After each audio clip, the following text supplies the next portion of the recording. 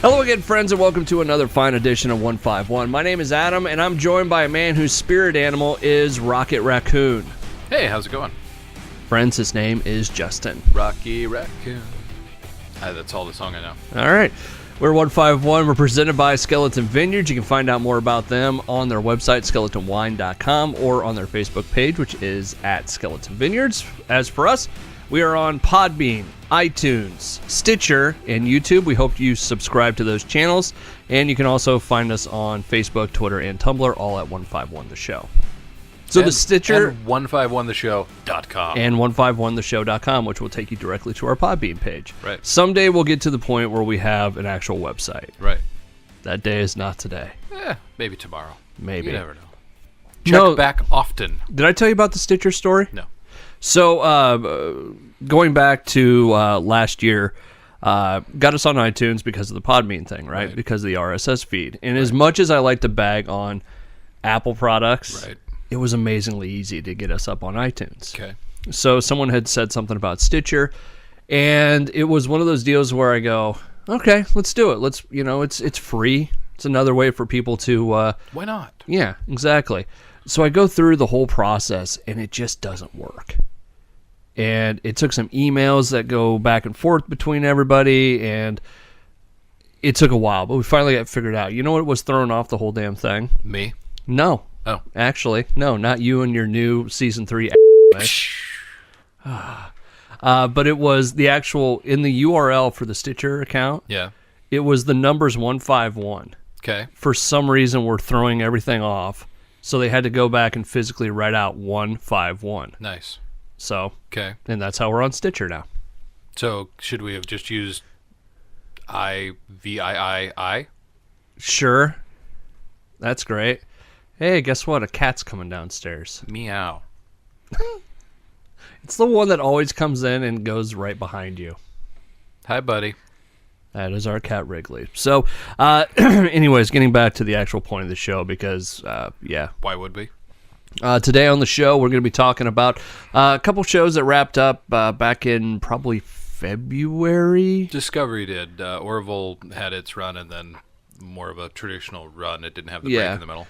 Today we're going to be talking about the Orville and Star Trek Discovery. Yes. We've mentioned them from time to time. At one point, we actually did say at some point we're going to talk about these shows. Yes.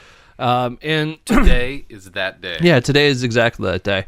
And I think the reason why it's easy to put these two shows together is because they're both Star Trek shows? Yeah, for the first time in a very long time, we went down the road of having new Star Trek on TV. Yes. And I think you said it best, and we'll actually start with it, but the Orville was more Star Trek than the actual Star Trek show. Yes, and I still maintain that. Seth MacFarlane and his group of people put this show together. They got a whole bunch of people from the Next Gen working on it. So. They got a whole bunch of people from Next Generation working on it, doing design. The person that designed the Orville designed the Enterprise D, right? Something like that, yeah. I know a bunch of production designers, but I thought we were going to start with Discovery. I thought, was it? I don't know. Sure, let's go Discovery. Okay. You Star Trek.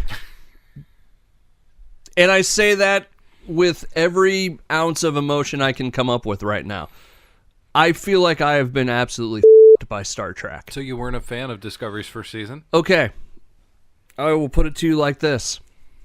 I don't understand why the world of Star Trek, why the people at Star Trek, like their downtown Los Angeles, high-rise building headquarters or whatever, keep going out of their way to their fans. And I'm very passionate about this, as you can tell. Gathering. So, how exactly do you mean that? I will go back and say this. What you said early on, that show is a great show. It is not Star Trek. Correct. And that is every argument I can come up with about this. It goes back to that whole thing. Mm-hmm. This isn't Star Trek. No. This isn't. I don't understand why. Okay, let's make a new Star Trek show. We did a show about this. Correct. So let's take Discovery. One of our highest listened to, highest download, highest rated shows. So we just came out with the Abrams verse. And people weren't happy with, like Khan and, some of this other stuff because we altered the show and we did some things differently and we made the Enterprise look like a pile of garbage. Let's do fan service. We're going to set a show 10 years before Kirk. Everybody cool with that? Hey, yeah, awesome. We're going to keep it in the prime timeline. Okay, cool. Awesome. Let's make the Klingons look like vampires. Right. What? Wait, what? Hey, we're gonna have this new way of of traveling that no one's ever heard of. Right. Even 80 years. It's still faster than 80 years later. Yeah. Wait, what? Let's Spore drive. What are you talking about? Let's put a hologram on every ship and make interactive holograms 100 years ahead of time. And wait a minute, we're gonna have a war with the Klingon, but there's established history in the prime timeline that this didn't happen. That cloaking thing was like an episode of the original series. I don't know what's going on here. Correct. And that's where I'm at with Star Trek Discovery. Okay. I know I just talked a ton there. Oh, that's kind of what we do on this show, but I don't get it. I don't get the thinking behind Star Trek. I'm never a fan when they take the central premise of Star Trek and they come right up front and say, okay, well, the one thing that Roddenberry said was we don't have any drama between our people. Starfleet people are always good, and this, that, and the other, and we're evolved, and we're tossing all that out the window. Okay. If you're going to get rid of one of the central tenets of Star Trek, why are you making a Star Trek television show? Deep Space Nine had conflict. Yeah. I love Deep Space Nine. But Deep Space Nine, the conflict, when it came to, Starfleet versus Starfleet, about the worst that we ever got was some suspicion with the Changelings, and when Sisko played that Vulcan captain in baseball. Yeah. There still wasn't, Starfleet conflict. Meanwhile, you just took season 1 of Discovery, and an admiral who was about to commit genocide on an entire race and commit a war crime is still at in her position at the end and applauding the lady who made some high-handed speech about what it meant to be a Starfleet officer and applauded it at the end. I watch this show and I keep going back to that idea. It's Star Trek. Why do you keep doing this to me? Right. And I know there's a lot of people out there that they were mad at. Oh, well, the sets don't look anything like. No, I can handle that. It's what 50 years ago that the original series came out. The way they make sets now, the special effects they have now are different. I don't have a problem with that. Right. And quite frankly, when they did pull out the Constitution class at the end and have the Enterprise on the show, I didn't mind it. Looked good. Looks good. Yeah, it looks like it should have looked way back then. You're right.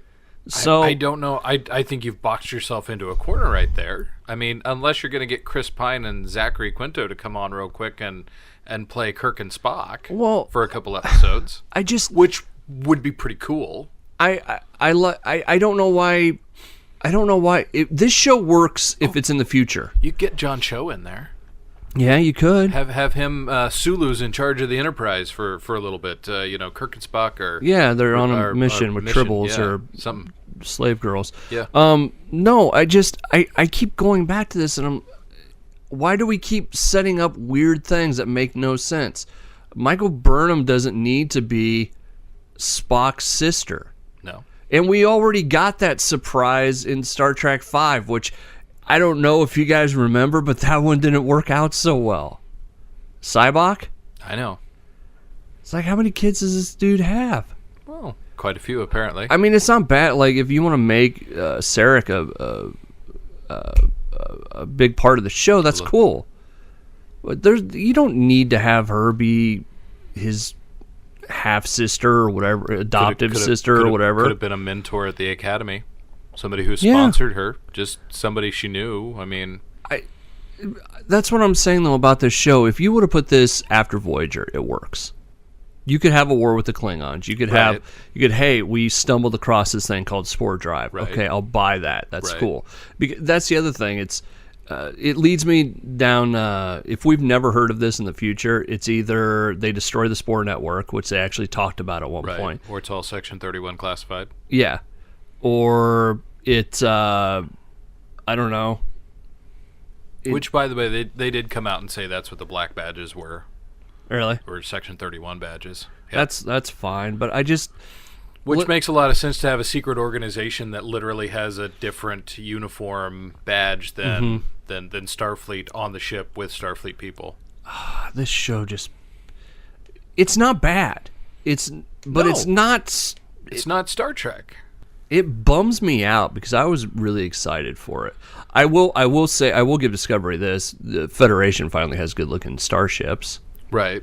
Because they're in Next Generation and a couple of those other ones, they just look like garbage. Right. It's like, oh, hey, it's a circle with a warp engine sticking off the back. But well, the ship design on it's been good so far, except for the Discovery. Discovery's terribly ugly. Yeah, I don't hate it. I don't love it, but I don't hate it either.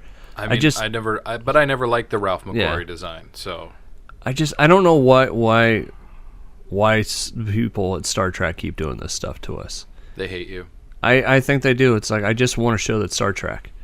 Like I said, if you want to put this in the future, that's cool. But you have gone through and done things that has established history in your own story. Right. You've done this. Right. And you've made that a very important thing where, even in the Abrams movies, you're referencing Enterprise and doing stuff. So history means something. So now we're just going to completely change everything. Well, and to be fair, I mean, they finally, with Star Trek Beyond in the Abrams universe, thank you, Simon Pegg. Simon Pegg, yeah, thank you for filling that in. Had gotten back on track, had actually made that Star Trek again. Yeah. That was by far the best piece of cinema they'd done, and then they whipped everything out and took a crap all over it with Discovery. Let's be edgy just for edgy's sake. Let's have somebody say on Star Trek just so that they can say we did it. Yeah. No, I agree with all that, and I kind of feel like we're petering out here on it. Well, I would like to... we missed an opportunity there. What? If Kirk and Spock are off the Enterprise with Green Ryan Slave Girls, this is 2 shows in a row where we can reference a Chris Pine orgy. Oh, yeah, good call. So I'd watch a bunch of green women grinding on each other. We have Chris Pine orgy trifecta chance here if we can work it into the next show. It's gonna be tough with Last Jedi. Right. But anyways, yeah, so Star Trek Discovery, I know it's coming back for Season 2. They're trying to set up something to do with the Enterprise. Yeah. Which 10 years before Kirk took over would have been... it'll be interesting to see whether they try and do Pike or whether they go all the way back to Robert April. Yeah. One thing I will say, did you like them going to the Mirror Universe? I think that's I mean, yeah, okay, so they had that built into it with Lorca and And hey, real quick, what's the thing with, now people from the Mirror Universe are light sensitive? Right. Okay. That has never been a thing, but, Cool. They planted that as they were so clever, 12 episodes ago to put that in there. No, you weren't. No. You're writing garbage is what you're doing. Okay, they did that as a way for, to put a evil Starfleet captain in there with Lorca. Chekhov's gun. Yeah, exactly. By the same token, that's a pretty ballsy card to pull out, in your very first season. I did like that Jonathan Frakes directed that one Mirror episode, the first one where they were over there.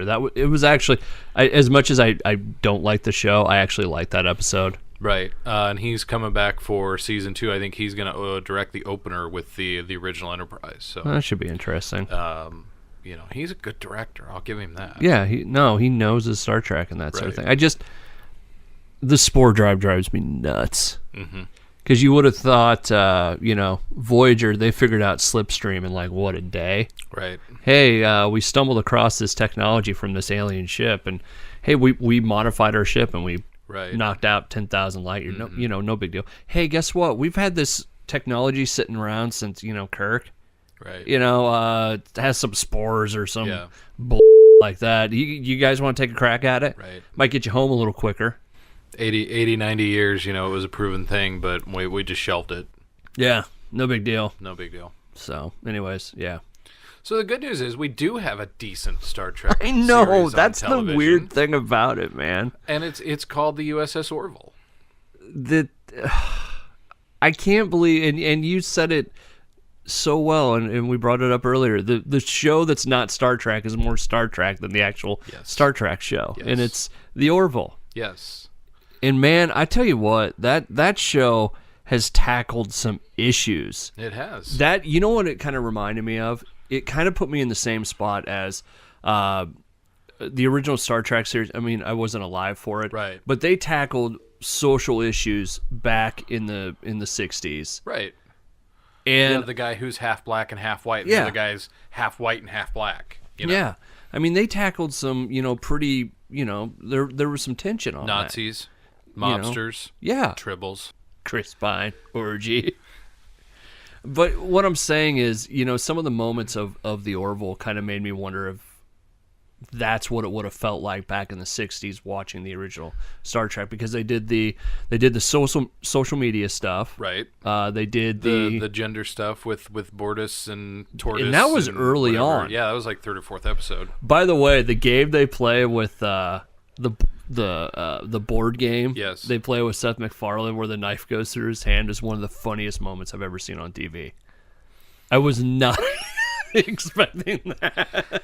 That was one of the a moment that took me by surprise. Probably the other moment in the first season that really made me blink at my television was when they did Penny Johnson Gerald completely enveloped in the green guy. Oh yeah, who's voiced by Norm Macdonald. Yeah, that was and she was like enjoying it. Right.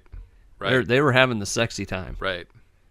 Yeah, I was a little weirded out by that. And can I just say, Penny Johnson Gerald for a woman of her age, not bad.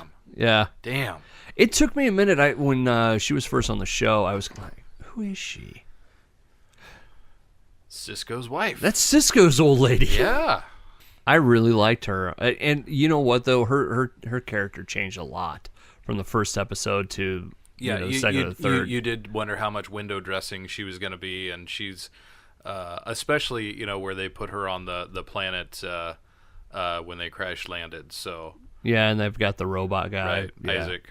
So now, see, and you talk about the knife through the hand. I thought Isaac cutting off what's his name leg as a practical joke is pretty phenomenal. Didn't Jonathan Frakes direct an episode of that too? Yes, I think Frakes did some directing on that. He did as the well. one where they put the potato head stuff on Isaac. And I thought that was really funny. Oh, come on, dude.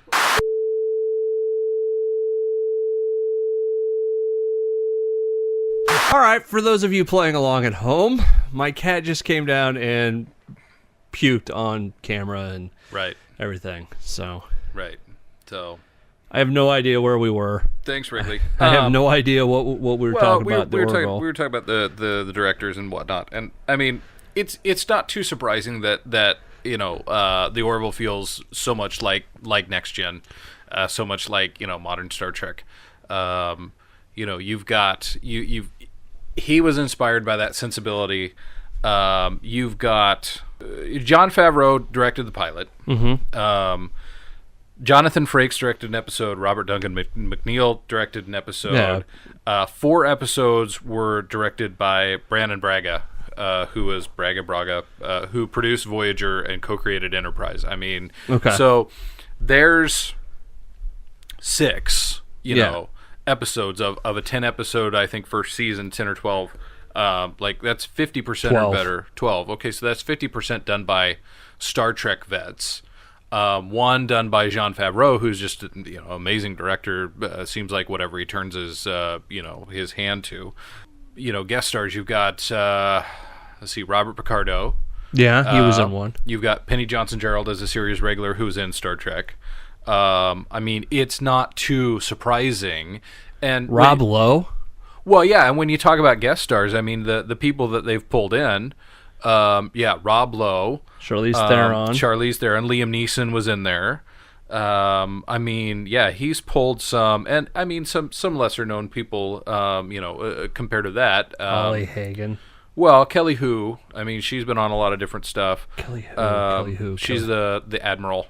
And then you got Victor Garber in there. I mean, anybody who knows anything about sci-fi knows about Victor Garber. So, I mean, and, Norm Macdonald. You've got some pretty well-known names carrying this stuff. But, I mean, the production design feels like Trek. And the directing feels like Trek. And the storylines, to a certain extent, feel like Trek. Yeah. I will say this. The only thing I'm not crazy about that show is I wish the episodes were a little bit more connected. Right. I think I've started to get away from, how you remember Next Generation being very episodic, right, and not a whole lot of connections. And that's, I mean, but that was part of the thing that they set out to do, was to tell episodic, stuff, and not the overarching storylines, because now it seems like that's all any show does. I will go back to, I liked when Deep Space Nine did a couple, they do either pair or 3 shows where it was kind of connected. Enterprise did that a bunch. Right. I like that. Small story arcs. Yeah, I like having, I don't know. Sometimes it feels like they wrap up too quick. Right. Like the social media show, that could have been a couple episodes, or whatever. You just like to see an effect. Yeah, I do. Right. So, but overall, I think I will say I'm a little disappointed. I'm still waiting for a lot more of the Trek cameos. Mm-hmm. Like Avery Brooks just randomly showing up as a farmer, or right. It'd be awesome to get Picard on there. Right. As like the janitor. Right. And considering Patrick Stewart and Seth MacFarlane are extremely tight. Yeah. It's coming at some point. Can you imagine Patrick Stewart in an episode directed by Jonathan Frakes? That'd be so good. Yeah. I was actually, okay, if you were going to put Patrick Stewart on that show, what would you put him on as? I would put him on as a captain who was Ed's hero.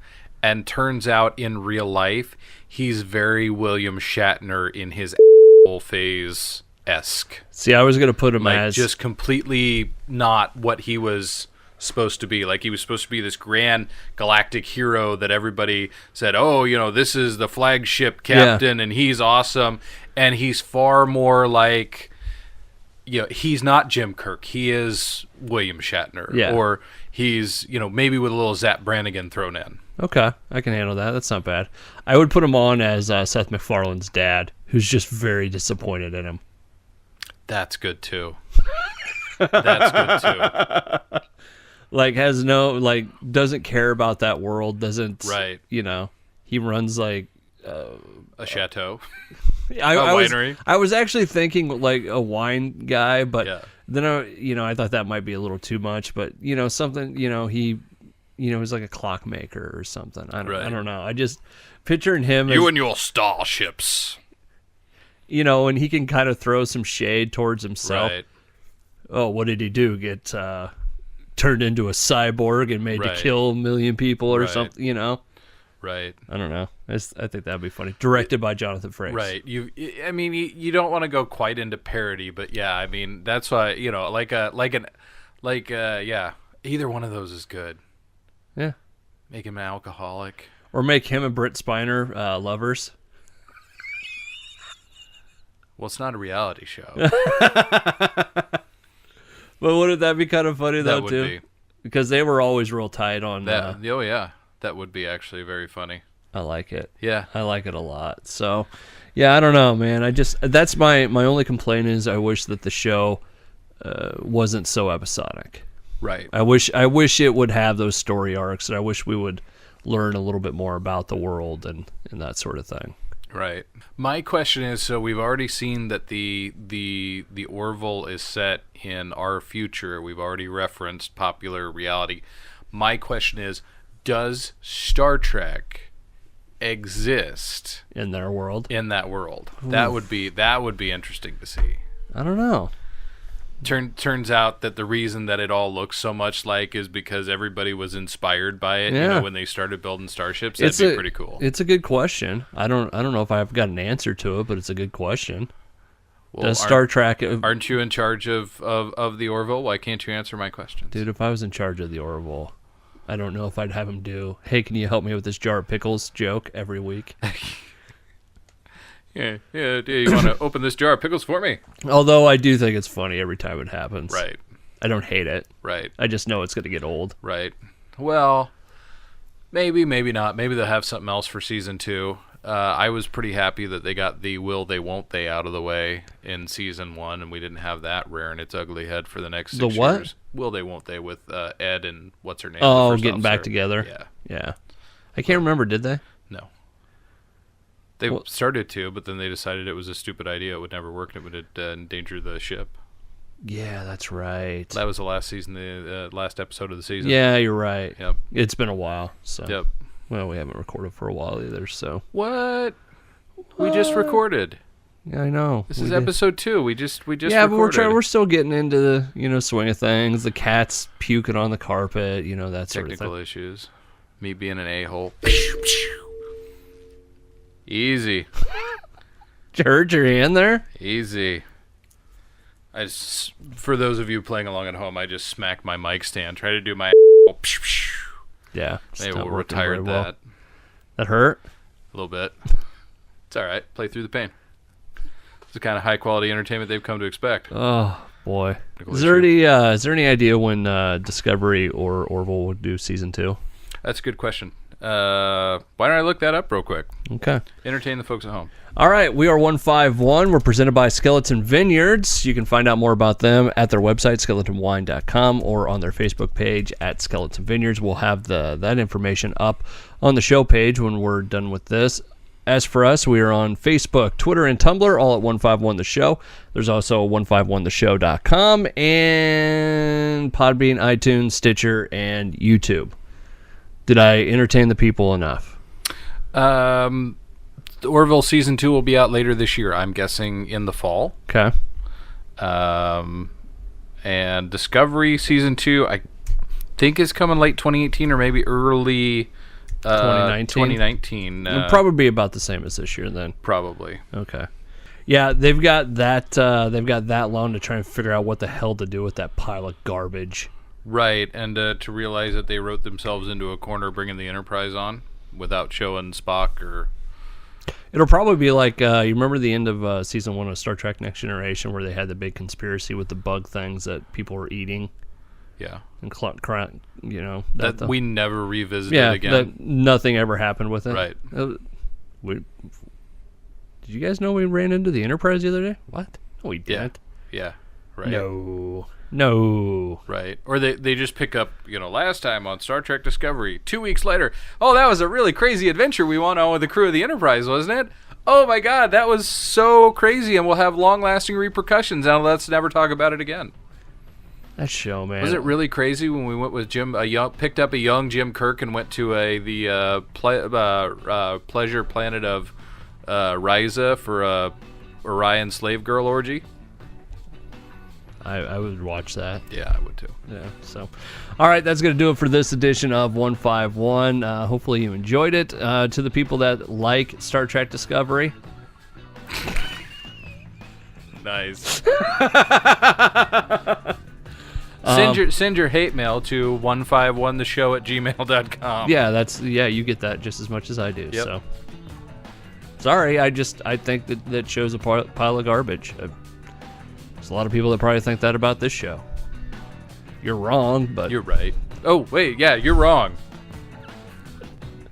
Yeah. You can also send those new co-host applications to 151 The Show, because I'm pretty sure he's done with me. Skeleton Wines are hiring, and we need 2 people to take on this rant. Anyways, that's going to do it for us. Hopefully, or shameless plug, we can't end without one of those. Cue the music! Oh my God, we kind of painted ourselves into a corner there. But I do have the shameless plug this Okay. week. So, shameless plug is something we do every time on the show. It's where we shamelessly plug something. It doesn't matter what it is. It's just we plug it. Yes, we like it. It's something that we're not getting sponsored to do. It's just something we think that you should like. Yeah. It's my turn this time around, and I am going to shamelessly plug a movie theater. Okay. It's a movie theater that will be shut down later this year. Okay. The Springwood 9. Great theater. And the reason I bring up this theater, if you're in the central Iowa area, around Des Moines, Century 20 is probably the big one. Mm-hmm. Windsong is up there. Trying to think of some of the other ones. What's the one down on the south side? I can't tell you proper Anyways, names for any of them. I just know them by location. Okay. So, anywho, Springwood 9 is this theater in Ankeny. It's owned by B&B, and they're actually going to be... they're building one of those like mega complexes where it's going to have a bowling alley and a bar and all this other stuff. The reason I am shamelessly plugging Springwood 9 is because it is, God bless you for just being a movie theater. Right. For just being a movie theater where I can go, I can buy a ticket, I can walk up to the concession store. Don't have to have assigned seating. No assigned seating. I can go get my popcorn and my pop. I can go in. I can find the chair I want to sit in, and I could just watch the movie. Right. My chair's not moving. I don't have to wear glasses. I don't have a tube up my ass to have a better viewing experience. It's just a movie theater. Because I was thinking about it the other day. That's what we're starting to pay for when we go to movies, is amusement park rides. Right. I don't want an amusement park. I want a movie theater. Right. I want a movie theater with a clear screen, a good sound system, and a nice chair. Right. When we went and saw Last Jedi, we had, the seats we sat in, they weren't bad. They moved with the movie, but it didn't enhance mine. It just moved. That's all it did. It spilled my popcorn a couple of times. Yeah. I want to go see the movie. I don't need all that other stuff. Right. And Springwood 9 is that, and I'm actually going to be sorry to see it go. Yeah, it's going to be on the way out, replaced by that new one. So I was hoping that someone will actually buy that building and run it as an old school movie theater. I don't think it's going to happen, but I'm so tired of this. I understand, like the assigned seating stuff. It makes sense when it's a theater where you're going to have supper or something. Mm-hmm. There's a meal involved, right? But your Flix's, your Alamo Draft House. Yeah, exactly. Yeah. But it just, I think for when we were going to go see Wonder Woman, we were on a date night. We randomly were like, hey, let's go see a movie. Adam and his wife, not Adam and I, were not on a date night. So Justin and I were holding hands. Right. And anyways, no, we went there and they're like, the only seats we have are front row. Yep. It's like, what do you mean? Well, we're assigned seating now. When did this happen? Right. And I will tell you this, if everybody's going to assigned seating, then if you're going to put me in the front row, you better charge me half as much as the person in the back. Right. And I don't think that's fair. Or you better set up the seating arrangement where the front row is still good seats. Yeah, because why should I have to pay for this as much for the guy that's getting the best seat as the guy that's got to sit down in front? Right. Make it a tier system like they do at live shows and whatnot. Yeah, absolutely. I see no problem with that. I'm tired of going to a movie theater. Well, I guess we did pay more for the moving thrill ride 4D seats at The Last Jedi, so it makes sense. And I'm like I said, it's not that I hated the seat. It's just I don't need it. Right. I just want to go see a movie. I want a comfortable chair. Right. I don't need one that vibrates. Certainly don't need the tube in my ass. So our shameless plug has turned into an indictment of the modern theater system. I think so. Take notice, theater owners. I'm just tired of it. I don't want to. That's my thing. I don't want to pay for an amusement park ride. I just want to go see a movie. Right. And Springwood 9, by God, is just a movie theater. Yep. And I'm going to be very sad when I see them go.